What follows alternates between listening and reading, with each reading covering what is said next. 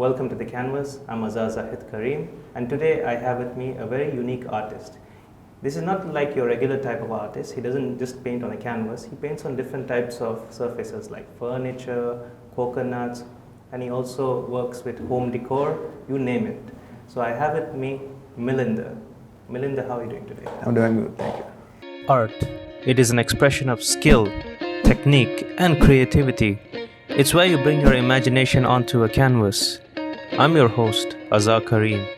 I am a producer, content creator, and an artist. I invite you to this show to meet other artists. This could be the creative, the hungry, the energetic, and the aspiring.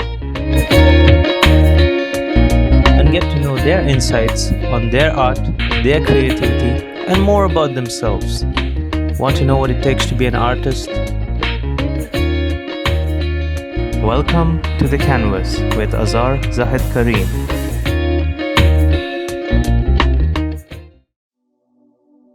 So Milinda, tell us about yourself as a person as well as an artist. Okay. So I used to live in Italy and I moved to Sri Lanka 4 years ago. And I think living there was a major reason for me to do art because Italians value a lot art. And we have to study it from primary school to the end of high school. So I've been doing art, it was a hobby. And then I think another reason is my childhood because I used to live with an Italian aristocratic family called the Grimaldi. And they were like art collectors. And we lived in their mansion. And it was crazy to see their art, and they collected furniture, and they commissioned even works, and like doing frescoes at their place. And I can remember myself watching them work, and it was so inspiring. Yeah. Yes. So from a young age, I guess you were just fascinated by your surroundings. Yes, yes. So tell us about your art style, Yes. like what you focus on. Yes. Like I like to focus on like different type of designs that come from different countries because I myself feel like a cosmopolitan artist because like I feel that I belong to two different cultures. Of course. And so I like to explore different designs, and I really love the folk art because like they have really a story behind that. And yes. So tell us about your education, your background, and your career, because you said you were in the hospitality industry earlier. So tell us about that, and how did you end up doing this? Yes. So yes, when I was a kid, I wanted to do like art. There was a high school for arts, but then like my family was, what I'm going to do with like doing art, and you can't find a job. So I ended up doing hospitality management, and then finally graduated in economics. But I kept doing art as a hobby, and my mother was always pushing me to do this. And so I followed watercolors course with the son of an Italian artist called Antonio Nastruzzo, who was quite famous back then. And then I did painting on ceramics. That one, I hated that one because I was the only guy there, and the rest were like all ladies. And as a teenager, it wasn't very cool. Because they think, what's this guy doing here doing this? Yes. But that's not like... Yes, but today it's very useful, what I did. Nowadays, men are more open to like experimenting with the stuff you did earlier. Yes.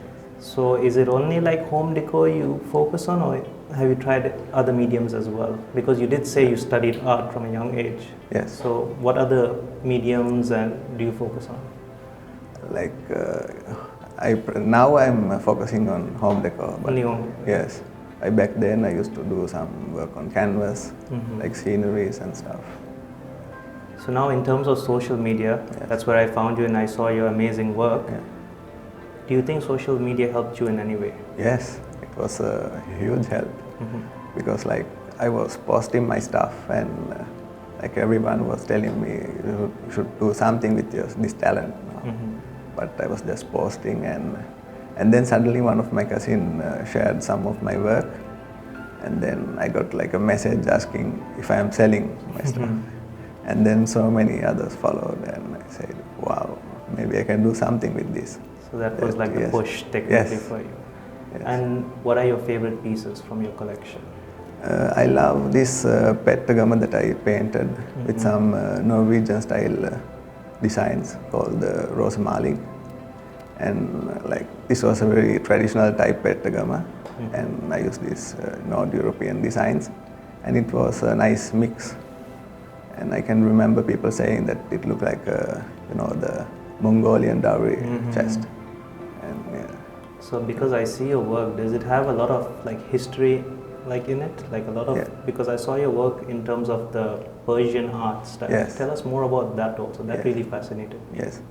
I love this, like the Persian, they have like tile arts, and they like to like tell stories with these tiles.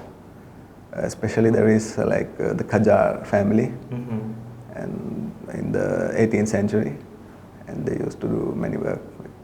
Lovely. And now let's talk about the COVID situation. Everyone knows like a lot of businesses were struggling, even creative. So now tell us, what was the experience for you? Yes. With COVID, actually I started with COVID because I started like selling my stuff last year. And I was a bit stuck with the quarantine and all, and I was doing arts and you had the time. Yes, I had the time, and it suddenly happened. So in a way, the COVID situation technically helped you and gave you that push to go more towards this art career. Yes. So now tell me, what's one of the worst things you heard as an artist? Yes, well, I have to say, like, I like to do very detailed paintings now. And once, like, I can remember this guy showing my art and telling, you must having a lot of free time for doing this stuff. And I was like, okay. Yeah. And I think still the situation in Sri Lanka, if you're like an artist, people might be like, okay, that's not like a great career, and maybe you didn't study so well to do a job, so that's really bad, I think. Regular cliche like, oh, this guy must have not done well in school, so he... So now, you were born and raised in Italy, and then you shifted to Sri Lanka 4 years back. So did that affect your art in any way? Like, did you bring any of that Italian influence? Or I think so, yes. I think that I have like a different way of seeing things, and maybe also the colors that I use are a lot influenced by Italian So now, art. Let's talk about future plans. What's next for Milinda? Yes, I would like to have like an exhibition, because I never did, and I would like to create like a brand of home decor items that like aims more on like quality, the best quality and not the quantity.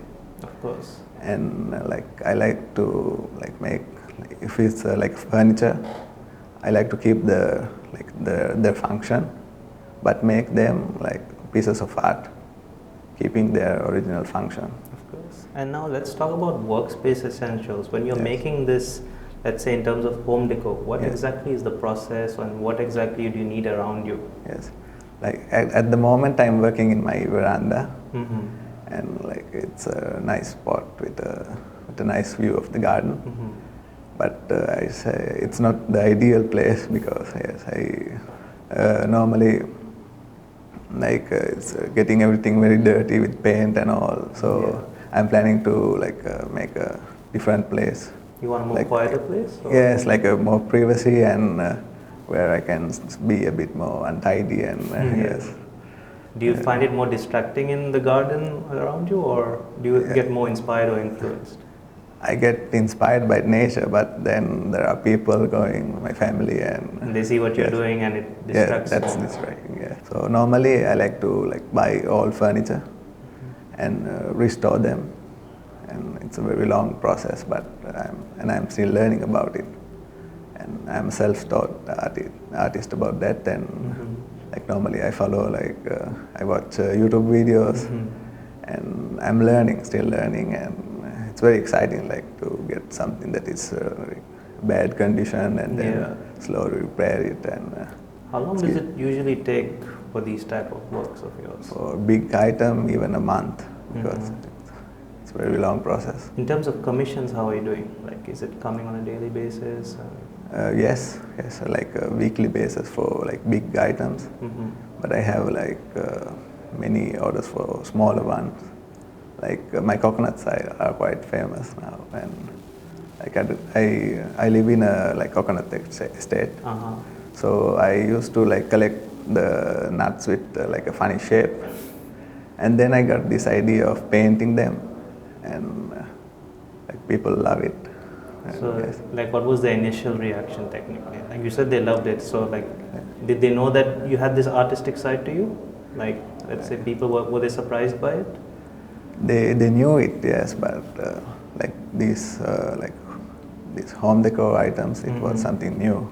Yes. Do you have any regrets of leaving the hospitality industry, or are you happy with where you are? No, I'm happy because, like at the moment, I'm not like a full-time artist. I'm working with my father, and we have like coconut cultivations, and that gives me a lot of time. Like I think I started the art, like doing art because I have time. It's like it's being self-employed. So now, give us a few words of encouragement for the audience and for those watching. Yes. Well, what I can say that it's never too late to like follow your dreams, and like if you have a passion, if you have a like a talent, you should go for it, and like try to do something. It's because it doesn't mean that you need to like sell what you do, but do it for yourself, and it gives a lot of satisfaction, and I think everyone should like have a hobby. So thank you for coming to the show, Milinda. It was great having you, and I wish you the best for your future endeavors. Thank you for having me.